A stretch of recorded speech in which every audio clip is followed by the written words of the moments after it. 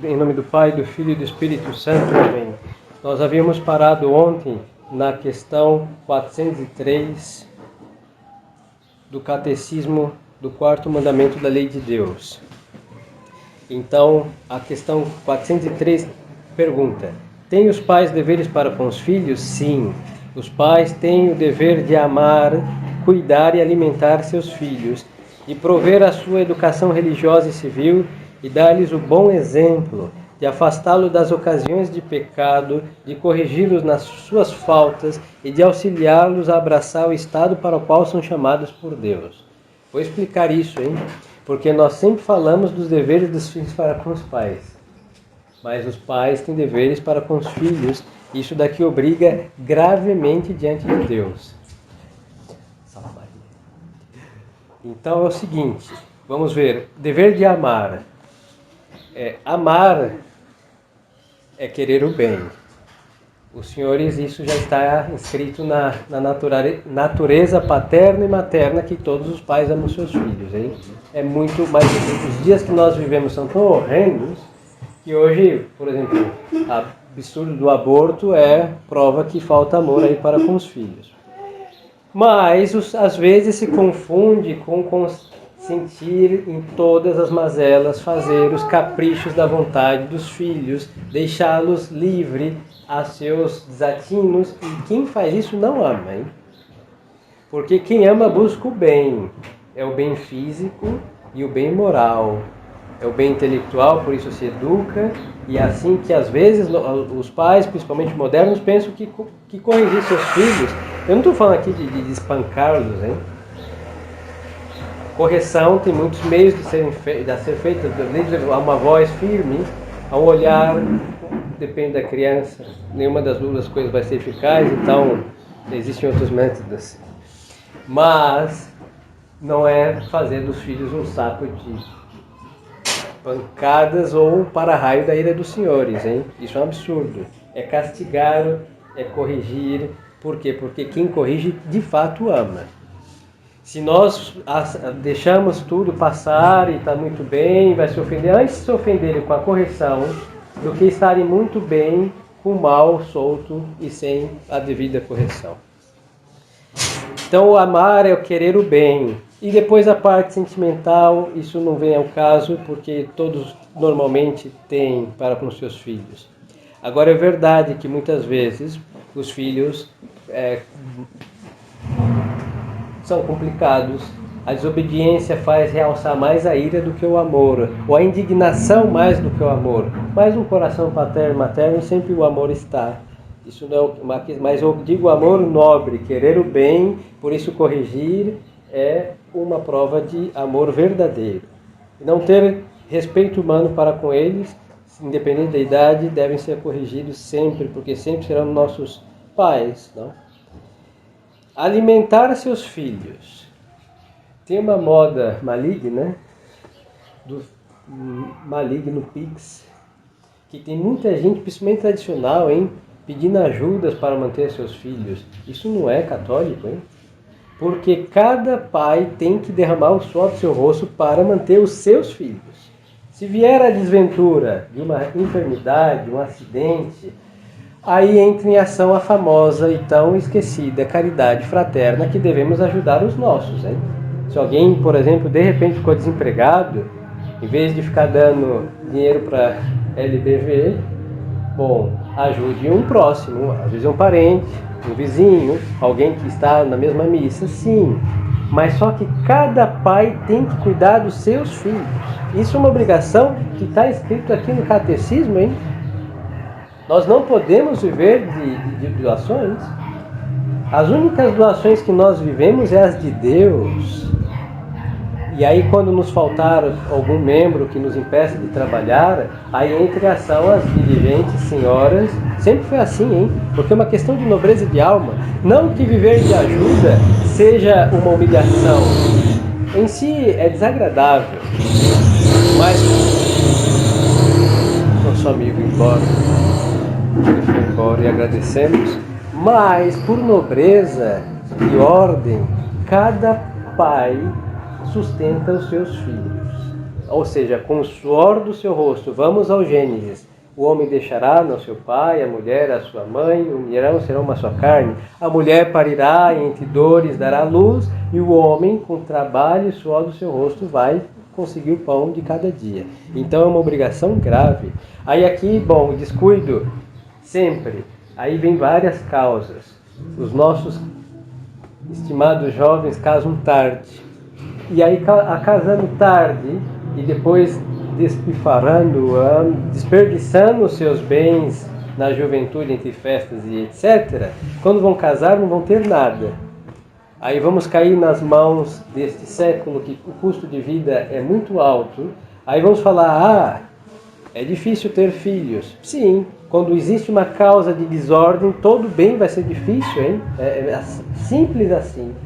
Então, quando temos assim a ordem das coisas, se trabalha, se estuda quando é bem jovem, depois de certa idade isso vai variar, cada um o seu tempo, mas não será já curvando os cabelos brancos dos 60, não, salvo for um viúvo, mas constituir família e ter a responsabilidade que o pai tem que manter os seus filhos. Se vier a ficar doente, entre em ação a caridade, mas isso é um tempo, enquanto a impossibilidade esteja. Cessada a impossibilidade, volta-se a trabalhar. Seja vendendo balas no semáforo ou pano de prato no semáforo. Só não pode roubar e vender e fazer um trabalho desonesto. Mas não importa. O que conseguir é para manter os seus filhos. Essa é a obrigação do pai. Aí tem a obrigação da mãe, quando o pai, por esse século, se torna muito... cria falsas necessidades. Mas em coisas que desde que não falte com a obrigação de mãe, pode-se fazer alguma coisa. Talvez um bolo, talvez, sei lá, costurando. Isso sempre foi feito por mulheres muito bem, nunca se opôs ao trabalho feminino. E se costuram bem, agradecemos, que é difícil achar costureiras. Depois, fazendo artesanatos e mil coisas. Mas tudo isso é bem-vindo. Mas qual é a obrigação? De quem é a preocupação? Do pai, do homem da casa. E faz parte do ser viril ter isso muito bem presente. Depois, prover a educação religiosa. Porque muitas vezes a gente fala, bom, uns se contentam com dar comida. E isso não somente isso. Outros contentam de fazer os doutores da igreja, mas viver das esmolas dos outros. Isso não é tampouco correto. E a educação civil.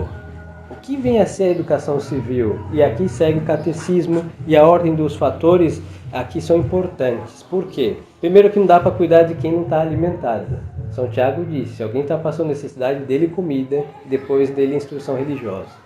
É o bom senso. Segundo, depois, para que alimentamos as pessoas? Não são animais. Até os animais nós domesticamos, hein? Agora, os seres humanos, eles devem ser educados para seguir a reta razão, e a reta razão seguir a Deus Nosso Senhor. Então vem a educação religiosa, porque sem o temor de Deus, qualquer outra educação vai por água abaixo a qualquer momento. Se Deus não for o princípio e o fundamento, tudo já está derruído por princípio. Agora, a educação civil.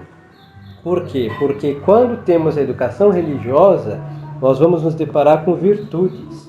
E a virtude nos educa. Exatamente o que o instinto faz para o animal, e ele obedece cegamente o seu instinto, a virtude nos faz, mas não como um instinto, mas como quase uma segunda natureza, por assim dizer, ordenando o homem para que se comporte como tal. Então a educação não é frescura de estar com estupidezes, não, é ter bons costumes.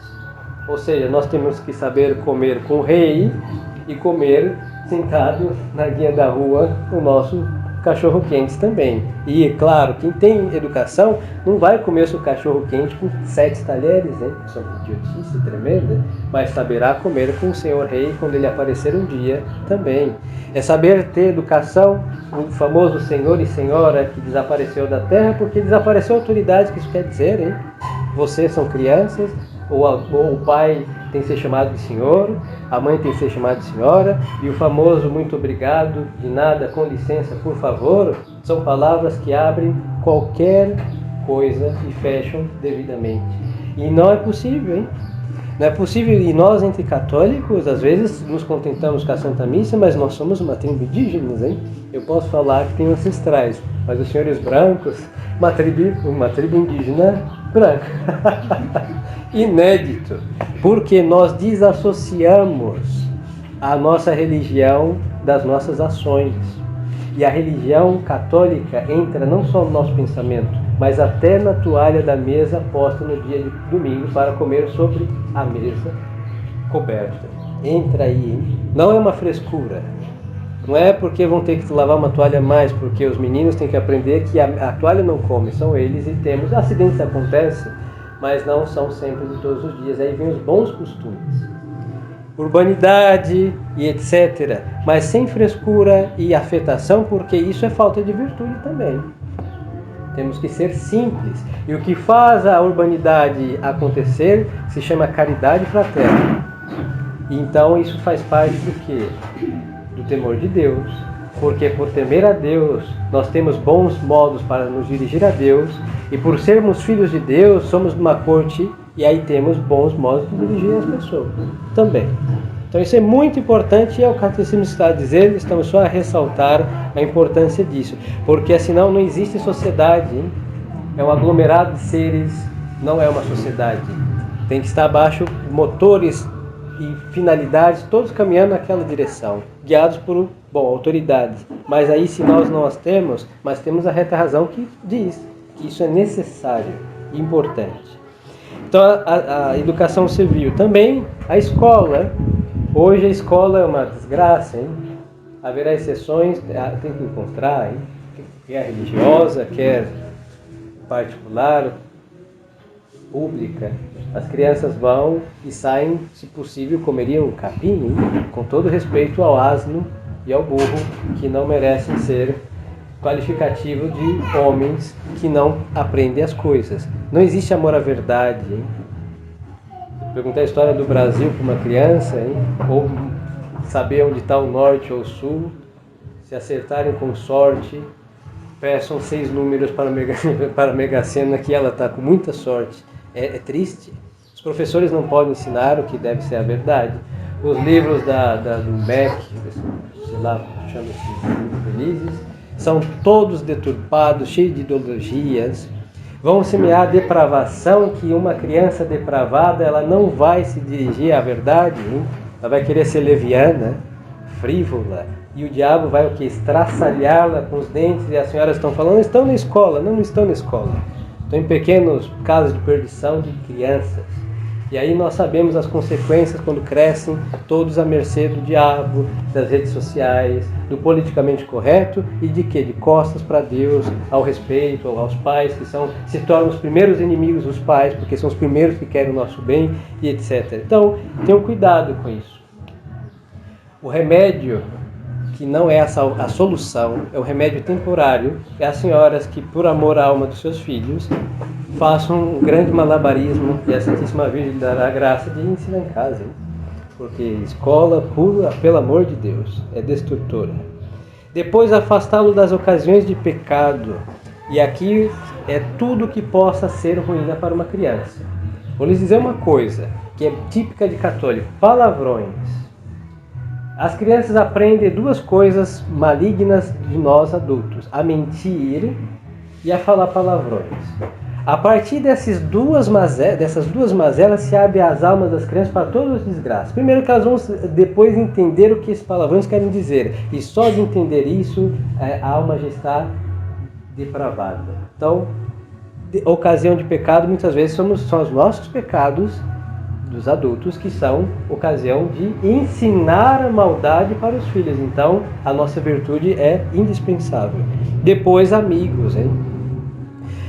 Numa casa normal, onde reina a verdade, um filho pode dizer, pai, eu posso ir ali ou na casa do fulano e eu voltarei aproximadamente às 8h30. E o pai dizer, sim, meu filho. E ter que vigiá-lo não seria necessário.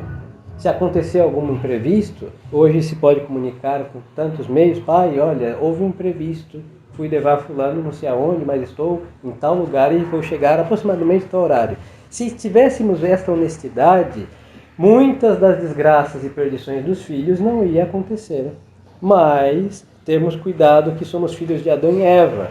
A mentira que aprenderam quando era pequeno será o motor das ações de até muitos adultos e velhos. E, infelizmente, isso é uma desgraça que desfigura a alma católica. Então, vigiar sobre seus filhos. E essas redes sociais, por detrás de uma tela, ninguém sabe quem está do outro lado. E às vezes não falo só de coisas contra o sexto e nono mandamento, mas coisas idiotas, estúpidas, que degradam, que as crianças ficam assistindo com o nome de diversão. A começar desses desenhos idiotas, ridículos, não encontro palavras corretas para defini-los, me desculpem, que as crianças ficam assistindo. Depois, certos canais, tem um famoso e muito danino sujeito, que eu não me lembro do nome dele para não estragar o meu intelecto também, graças ao meu anjo da guarda e a amnésia, que eu não me lembro, e que tantas crianças, eu vejo por causa do ônibus, está vendo este, sei lá o que, neto, sei lá como é feliz. E tantas bobagens, hein? E os pais têm que saber o que? Tirar do telefone, desligar o telefone. Bom, vão ficar irritados, mas antes a irritação do momento do que a depravação da alma sem essa irritação. Então vigiem, vigiem, porque o primeiro inimigo das almas das crianças é o demônio. Ele não dorme e não se cansa, por isso tem que vigiar, sim. Amigos complicados, principalmente no tema de certas famílias que são desmanteladas moralmente, muitas crianças levam consigo aquele desmantelo. Às vezes, hoje, vamos deparar com uma família que tem, sei lá, supostamente 2 pais, no sentido que um se acha que é mãe e o outro se faz de pai. Por exemplo, é uma coisa difícil, hein? Eu tive já que abençoar uma vez uma escola e a diretora pediu para abençoar porque ela não sabia o que fazer, né? Hoje, se falar alguma coisa contra isso, hein? Se me prende, eu tenho férias, assim que eu vou falar. É o seguinte, é complicado, hein? A mãe dava umas bonecas para o menino, porque ele nasceu menino, vai morrer menino, para ele brincar com os amigos. E quem quer brincar com uma boneca, hein? Todo respeito às meninas, pelo amor de Deus, hein? Você pode forçar isso, o menino vai aprender com muita violência, porque não é verdade? Boneca não é de menino, é de menina. Aí então o diretor não sabia o que fazer, pediu uma bênção, graças ao bom Jesus. Essa criança, não sei o que aconteceu, foi para outro lugar, foi a bênção de Deus, para ter piedade da diretora, mas é uma coisa que nós, era agora são vários, hein? E aí nós vamos o quê? Em nome da tolerância, do sei lá do quê, vamos chamar isso de vários nomes belos. Nós vamos nos acostumar com o mal.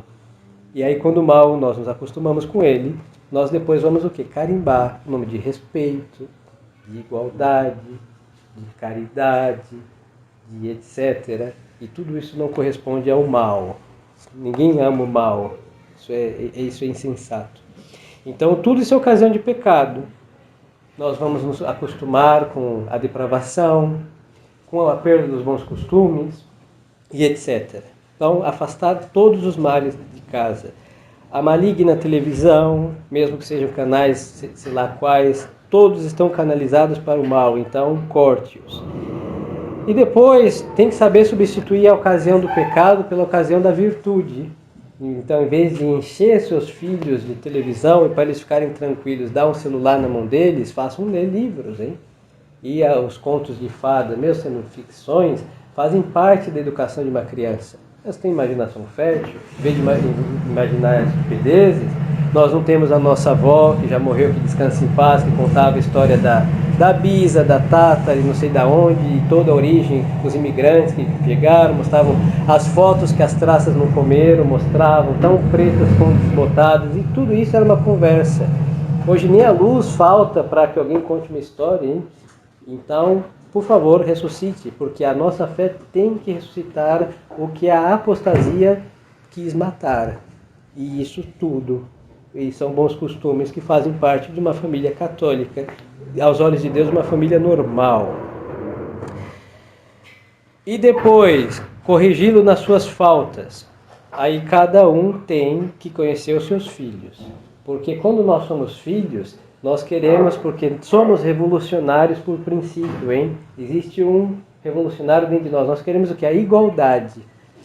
Então, se eu enfiei o dedo na tomada e meu irmão quebrou um copo e o outro, não sei, xingou a vizinha, o que um irmão quer? Que todos levem a mesma correção. Não é a mesma coisa. Quem enfiou o dedo na tomada, estupidez dele, não tem o que fazer, hein?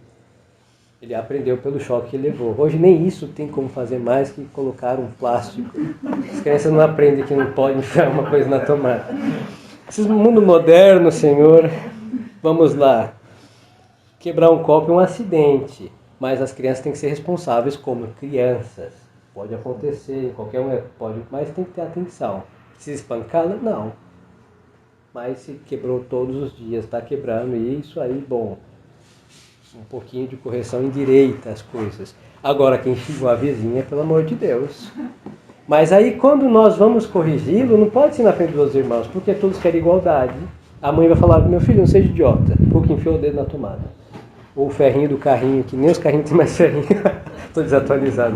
Ou o outro, que quebrou um copo. Meu filho, tem mais atenção, mas o outro vai ter que dar aquela chamada que vai deixar marcas. Mas aí o outro que mereceu vai olhar para trás e vai falar, por que a senhora não me ama? Por quê? O outro assim, chamou atenção, o outro disse tal coisa, para mim foi um pouquinho mais dolorido. Isso chama igualdade revolucionária, que todos nós nascemos com isso. Por isso os pais sabem corrigir os seus filhos privadamente. Um vai merecer aquela correção, o outro vai merecer um conselho e o outro vai merecer outra coisa. Mas a igualdade é injustiça, tanto na exigência como na correção também. E vai gerando essas estupidezes que tem, um ama mais que o outro, e o Senhor sabe que isso não é verdade. Como pai, o Senhor sabe que isso não é correto. Mas corrigir faz parte do amor aos filhos, de suas faltas. E também saber estimá-los nas suas coisas boas. Eu não digo para atiçar a vaidade, porque fazer o bem é nossa obrigação. Mas se o filho teve uma boa nota, é o trabalho de uma criança estudar, sabe, felicitar, porque isso estimula. Mas que ele tenha presente que é obrigação, hein? Tirar um 10 é uma obrigação, nada mais que isso. Não trabalha, o trabalho de uma criança é estudar. Então, mas sabe estimular também no bem, isso ajuda. Não a vaidade, só viver para ser elogiado pelos pais, mas, bom, sabemos que isso é um estímulo também, na sua parte boa. E saber deixá-los abraçar o estado a qual são chamados por Deus. Aqui, por causa da crise, muitos pais pedem a Deus em oração que seus filhos não sejam nem freira e nem filhos freiras, não dá certo, só se for no modernismo. Mas assim, que os seus filhos homens sejam padres e as suas filhas mulheres sejam freiras, porque a igreja está em crise. Eu vou lhes dizer uma coisa, eu não tenho nem um seminário nem um mosteiro, e nem uma casa religiosa. Mas se Deus chamar uma pessoa para a vocação, e Deus não ficou mudo, hein? Ele vai chamar até a consumação dos séculos alguém à vida religiosa. Nosso Senhor, Ele faz aquilo ter um lugar reto. Não tenho, está escondido não sei aonde, mas Deus, se chamar uma alma, a vocação, ela não pode ficar frustrada. Às vezes vê uma freira, que, bom, para quem acha bonito o hábito de uma freira, as meninas vão ficar muito felizes, não? E vão, às vezes, é uma questão muito sensível, mas se é um chamado de Deus objetivo interior, Deus faz aparecer esse lugar que está na face da terra. Tem que ter um convento fiel a Deus, não é possível. Tem que ter um seminário fiel a Deus em algum lugar, mas Deus, nosso Senhor, se chama da graça. Então não peço isso a Deus, hein? As vocações frustradas farão pessoas infelizes, e é uma coisa muito triste. E não peço, e tampouco forcem a vida sacerdotal religiosa porque os senhores acham bonito. Não. Isso é Deus que chama. E se Deus não chamou, todos estão destinados, nobremente destinados à vida matrimonial. Então, eduquem seus filhos no temor de Deus, e o temor de Deus fará o que deve ser feito, ou chamar para a vida religiosa, sacerdotal, ou a vida matrimonial. Mas não impeço a vocação, porque isso é um pecado grave. E forçá-lo ao matrimônio também, não. Não existem causas para isso atualmente, mas sim deixá-los aí com a educação bem dada. Deus vai chamar os que Ele desejar, e deixemos que as almas que escutarem sua voz correspondam ao chamado de Deus nosso Senhor. 404. Deu-nos Deus o modelo da família perfeita? Sim. Deus nos deu o modelo da família perfeita na Sagrada Família, na qual Jesus Cristo viveu sujeito a Maria Santíssima e São José até os 30 anos. E isto é até quando começou a desempenhar a missão que o Pai Eterno lhe confiara de pregar o Evangelho. Às vezes parece, alguns acham, e se não acham ou pensaram, ou para que não pensem, mas direi, que assim parece um exagero colocar a família, porque quem vai chegar aos pés de São José? Vamos ser sinceros, hein? Ninguém.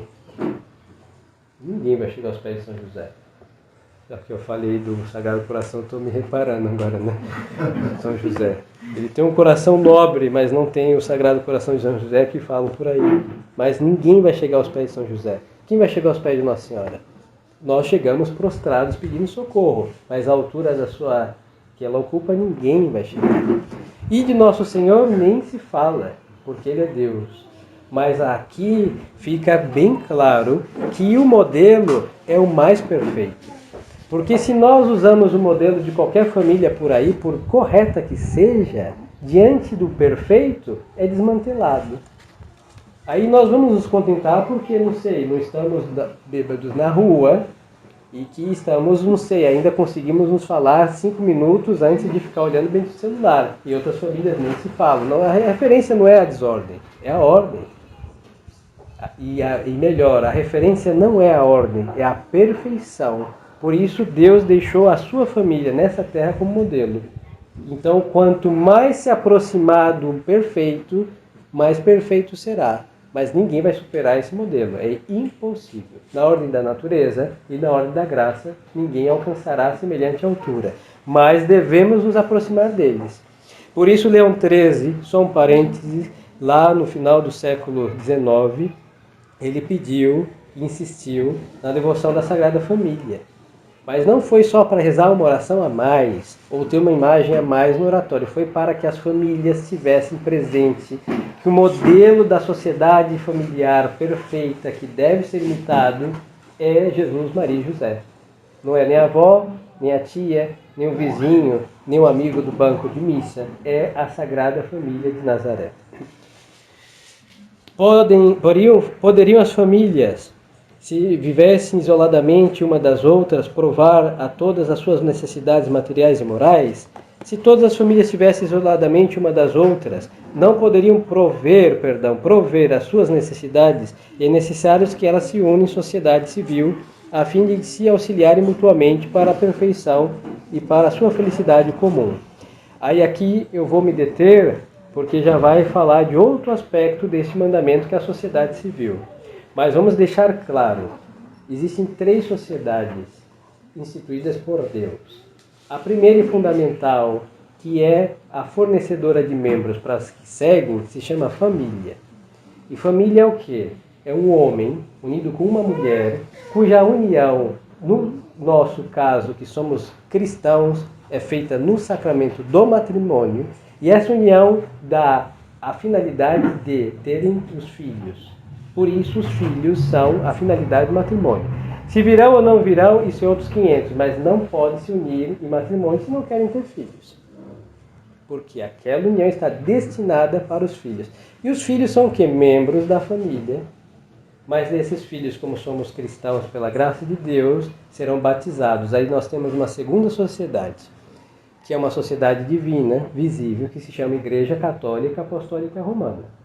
Agora, o pertencer à família não tira o pertencer à igreja. Não, pertencemos à família e à igreja. E como nós nascemos num lugar, no nosso caso, nosso querido e flagelado Brasil, nós temos a sociedade civil, que é o conjunto de todas essas famílias, e no nosso caso, graças a Deus, de todos esses batizados que vivem em uma sociedade regida por autoridades civis. Agora, o ser da nação, da sociedade civil, não tira o pertencer à família, e muito menos o pertencer à igreja. Então são 3 sociedades da qual o homem não pode estar ausente. Nascemos numa e vamos à outra. Agora, a sociedade perfeita é a sociedade que tem em si todas as coisas para solucionar todos os seus problemas. Aí nós temos o que? A família pode em si mesma, sozinha, solucionar todas as suas dificuldades? Não. Por exemplo, a questão dos bens eternos. Nós precisamos da igreja para salvar nossa alma. E o fato de ser batizado em casa, na pia, porque estava morrendo, nos conecta à igreja, hein? Não tem como escapar. E se nós escapamos, se afastando, não entrando na igreja, nós não nos salvamos. Então a família não tem em si todas as necessidades para prover o fim do qual nós temos, que é a eternidade. O Estado tem tão pouco. O Estado pode ter um rei ou um presidente que reine ou presida com muita justiça, honestidade, e aí é um conto de fadas. Tudo muito lindo, mas só que a sociedade civil tem qual a finalidade? É o bem comum, e qual o bem comum? É Deus. Ele alcança sozinho? Não, ele precisa da igreja. Agora, a igreja precisa do Estado? Não precisa do Estado. Então, nós temos a sociedade perfeitíssima que é a igreja, que ela encaminha também, ajuda o Estado, e a família fornece membros para ambas as sociedades, mas cada uma tem o seu governo, de tal modo que o Estado não deve desmantelar a família, seria um tiro no pé, e não pode desmantelar a igreja, porque ele perde a sua alma, ele vira um cadáver, enquanto ele não apodrece, a gente, olha, é fulano, mas quando apodrecer, esse cara é irreconhecível. É a sociedade que vivemos nessa altura. Um monte de gente em putrefação. Por quê? Porque está sem a sua alma, que lhe dá a vida, que é a Santa Igreja. Agora a igreja não precisa das outras para subsistir, porque no céu tem almas bem-aventuradas, que é uma igreja, uma sociedade perfeita.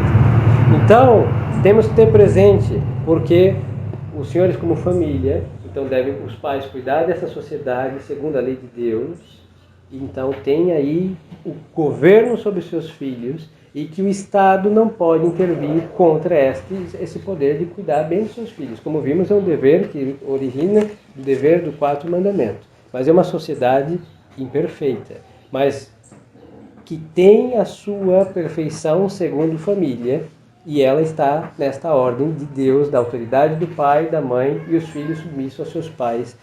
Isso é importante porque hoje, por liberalismos ou exageros de certos ou de muitos, fica confusa a coisa. Então são três sociedades que não há uma oposição entre elas, mas nós necessitamos da igreja para a família encontrar Deus e para o Estado encontrar Deus, porque nós estamos no Novo Testamento e sua lei natural não alcança. E como perderam a graça, até a ordem natural se desmantela também.